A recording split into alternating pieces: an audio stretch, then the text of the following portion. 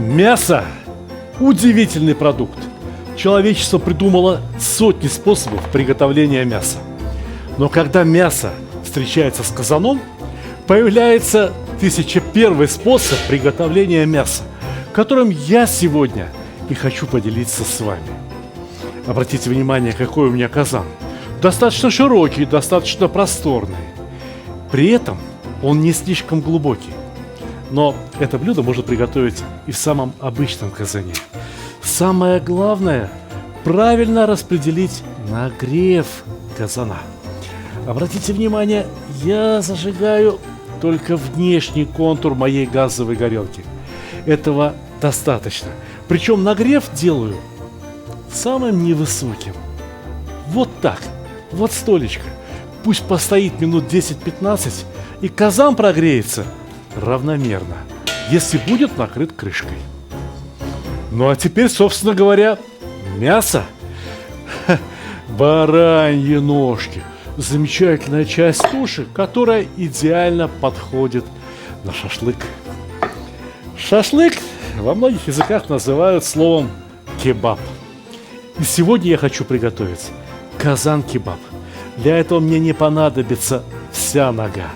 Мне понадобится только верхняя часть, покрытая хорошим слоем жирка. Вот так. Обрезаем со всех сторон жирное баранье мясо. Какие-то части будут не слишком жирные, но ведь и едоки довольно разные. Один любит пожирнее, а другой просит: отдайте мне кусочек попоснее. Мол, мне жирное врачи запретили. Ничего страшного, пусть все едоки будут довольны. Итак, жирненькая часть. Срезаем ножом мясо толщиной сантиметра 2-2,5. Больше не надо. И размером с ладошку. Оставшееся на ножках мясо великолепно, потрясающее. Оно пойдет в какие-то другие блюда. Сегодня оно не понадобится. То, что собралось у нас на столе, это 1,5 килограмма отличного мяса, которое следует посолить, подперчить и подготовить к запеканию в казане. Да-да, у нас будет казан-кебаб, который будет запекаться в казане. В присутствии собственных соков, в присутствии собственного жирка. Жир, которым покрыта баранья ножка, я прорезаю ножом. Делаю надрезы глубиной примерно полсантиметра, чтобы жир получше вытопился, чтобы соль получше проникла в эту часть мяса. Меня могут спросить: Сталик, а вот здесь-то вот мясо, вот здесь и соли? Нет, погодите, не торопитесь. Я сейчас объясню всю мою задумку, и вы поймете, почему так важно прорезать именно с внешней стороны. Клеточки на мясе примерно сантиметр, где-то 1,5. Не так уж важно. Итак, 1,5 килограмма отличного мяса. Знаете, сколько соли пойдет на это мясо? Примерно 1 столовая ложка, без верха. Этого будет в самый раз. Я надеюсь, вы обратили внимание, что я посыпал мясо солью только с внешней стороны. А почему же не изнутри?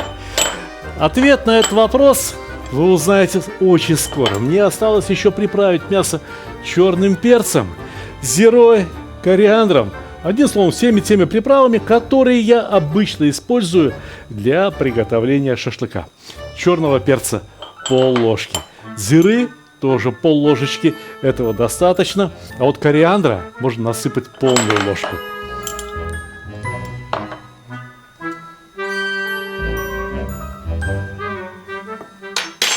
Казан прогрелся и просто пышет жаром. Когда хотите равномерно прогреть любую посуду, непременно накройте ее крышкой. Большого огня не надо, ни сейчас, ни потом, когда мы начнем жарить мясо. А мясо мы начнем жарить уже сейчас. Посмотрите, вот этой чистой, не соленой и не приправленной стороной я укладываю мясо на казан. Зашипело мясо? Ага, значит, казан прогрет правильно. Если у вашего казана стенки, борта более крутые, то он должен быть нагрет так, чтобы мясо просто приклеилось к раскаленным стенкам. Точно так же, как приклеивается узбекская лепешка. Точно так же, как приклеивается узбекская самса. Наверное, вы пропустили эти сюжеты в нашей программе. вам один путь в мои социальные сети. Вперед! Посмотрите, как готовится самса в тандыре, как готовится лепешки в тандыре, как готовится мясо в тандыре. Если готовить в казане с крутыми боками, то жир будет собираться вот здесь, на самом дне. Именно поэтому центральную горелку я не зажег вовсе.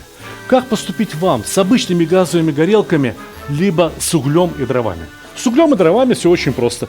Угольки разложите по периметру казана. А если вы готовитесь на газовой плите, что тоже вполне возможно, необходимо перекрыть центральную горелку, например, рассекателем. Можно поставить даже 2 рассекателя, чтобы в большей степени грелись именно стенки казана. Конечно, такое блюдо возможно только в шарообразном, классическом казане. Надо подождать. Подождать минут 15, 20, 30, я не знаю точно сколько. Но у меня с собой есть нос. Я почувствую, когда запахнет нестерпимо вкусно шашлыком.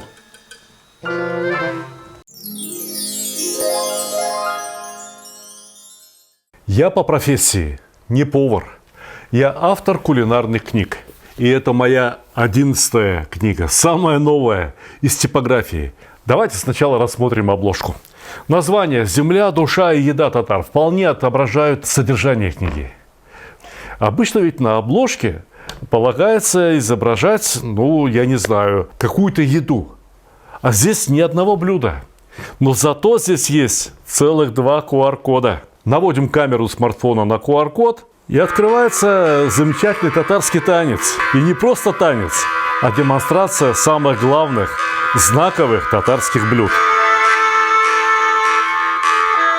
Сметливым людям сразу должно быть понятно, что и все рецепты в этой книге тоже имеют QR-код. И в конце концов начинаем рассказ о татарском народе. Женщина, которой 83 года, из них 70 лет она готовит одно и то же, только катык. Знаете, что такое катык? Вот прочитайте книгу, узнаете. Здесь есть блюда, которые уже начали забываться в татарском народе. Благосостояние народа выросло, и поэтому люди перестали готовить некоторые, очень простые блюда. Но, тем не менее, они очень вкусные. И забывать их нельзя ни в коем случае, потому что это достояние татарского народа. А тем временем мы готовили чак-чак. Чак-чак – это настолько знаковое блюдо, что чак-чак пришлось готовить дважды. Потому что в Татарстане все готовят чак-чак по-разному. И рассказываем о чак-чаке, который дома приготовить, например, невозможно. Но это то, что следует привезти из Татарстана. Потому что, прочитав эту книгу, вы рано или поздно захотите посетить Татарстан. И у вас возникнут вопросы, а что привезти из Татарстана? В книге об этом рассказано. Если уж что-то непонятно, у вас всегда есть QR-код. Конечно, рецепты, книга, вообще говоря, должна прежде всего вдохновлять людей. Вдохновлять на приготовление этих блюд. Для этого требуются вот такие фотографии. Каждую ниточку скатерти, каждую крошку сахара видно на наших фотографиях. Полюбите, какая фотография. Аппетитно? Захотелось? В книге более 70 рецептов. Очень много рассказов о специалитетах. Мы ездили по всему Татарстану со съемочной группой, с киносъемочной группой. Снимали что-то там, что-то снимали вот здесь. Ко мне приезжали вот сюда, вот прям сюда ко мне приезжала, там знаменитая татарская кулинар, которую зовут Резида Хусаинова. К нам приходили профессионалы, к нам приходили любители. Мы ездили по районам, бывали в селах, бывали в домах у сельских жителей Татарстана, которые готовили для нас вот эти замечательные блюда. В Татарстане очень многое готовят в печах. Точно так же, как вот в русской кухне. Абсолютно уверен, что эта книга понравится любому человеку, кому ее подарят. И эта книга станет украшением вашей домашней коллекции кулинарных книг. Она огромная по размерам, здесь 440 страниц. Бумагу мы выбрали самую лучшую, которую только возможно было вообще приобрести. Поторопитесь с заказами, дорогие друзья. Скоро новогодние праздники, да и дни рождения не кончаются. Да и вот подарок просто хорошему, дорогому человеку, такая книга, мне кажется, это Хорошая идея. Успехов и приятного вам аппетита. Слышите, как сладко запел казан? Как он шкварчит. Открывать крышку не надо. Все должно произойти под крышкой. Должно прогреться сало. Вот этот жир, который покрывает мясо, должен расплавиться. Он должен стечь, он должен собраться внизу казана. И в этом жире, и в мясных соках приготовятся остальные продукты казан-кебаба. Потому что есть одно только мясо люди не должны. Люди должны есть еще что-то вкусное и полезное. Вот это острый перчик, он очень полезен мужчинам. Это красный, отложим их на потом. А вот эти три сладкие, ароматные, очень вкусные.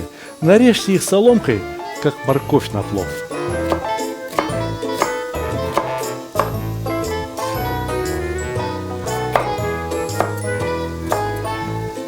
Перцев вполне достаточно. Хорошего, красивого, сладкого лука тоже вполне достаточно. Мы будем обжаривать его совсем чуть-чуть, чтобы он только с маслом поцеловался, но остался слегка хрустящим. А еще понадобится разнообразная пряная зелень и даже обычный шпинат. Ну а что? Почему блюдо из мяса да в казане не может быть в конце концов и красивым, и полезным? Но если говорить правду, не все ингредиенты, присутствующие на столе, строго обязательны. Без шпината, конечно, можно было бы и обойтись. Без зелени можно обойтись, но как же жалко. Зелень украшает любое блюдо.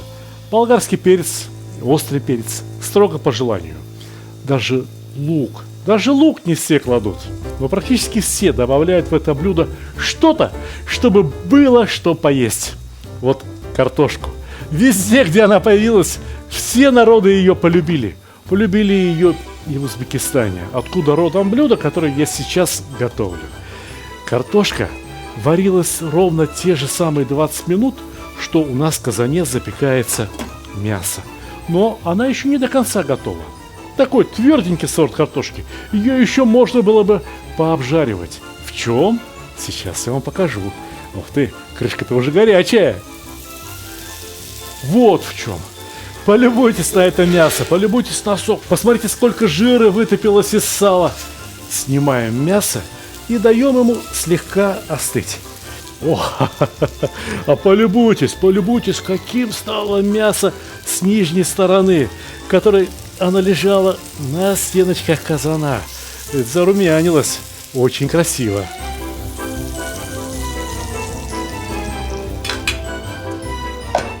Все. Картошечку в казан и помешивать. Помешивать достаточно часто, чтобы картошка тоже зарумянилась, чтобы напиталась вот этими мясными соками, чтобы покрылась вкусным ароматным бараньим жиром. Тем временем мясо можно порезать на кусочки, удобные для поедания. Ну не будем же мы есть в конце концов вот эти стейки. Кусочки шашлыка, кусочки кебаба должны быть такими, чтобы они легко попадали к едоку прямо в рот. Меня могут спросить, а почему же я сразу не нарезал мясо удобными для поедания кусочками? Послушайте, у меня получилось всего лишь навсего 6 ломтей, и заполнили ими весь казан. А нарежете мелкими кусочками, ну когда там стоять, приклеивать по одному куску? Вот так же проще и удобнее, а результат будет точно таким же. Сейчас картошечку надо помешать. Предвижу вопросы. А можно ли приготовить казан-кебаб не из баранины? Можно. Можно приготовить из любого другого мяса, лишь бы на его поверхности был хороший слой жира. Тогда у вас все получится.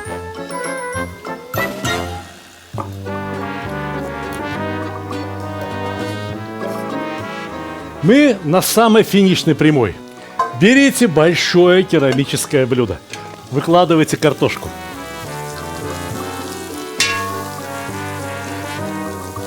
И отправляем в казан все, что осталось. Мясо, нарезанное кусочками, перцы. Прибавьте огонь под казаном. Дальше готовим при открытой крышке и часто помешивая и перемешивая болгарский перец, мясо, лук, зелень и в последнюю очередь шпинат. Вот лук пошел в дело. О, как хорошо и как вкусно шкварчит. А теперь зелень, ароматная зелень. Шпинат в последнюю очередь. Шпинат готовится очень быстро. Надо его только чуть-чуть припустить, и все, и будет хорошо.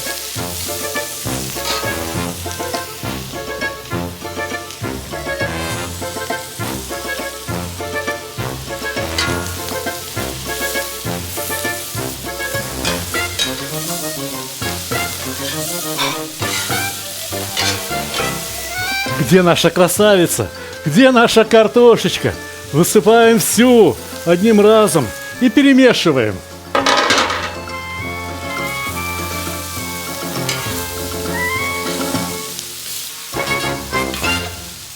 Вот что я называю казан-кебабом. Выкладываем, подаем. Ну, как вам оно, казан-кебаб? На все про все с момента начала съемки ушло 40 минут.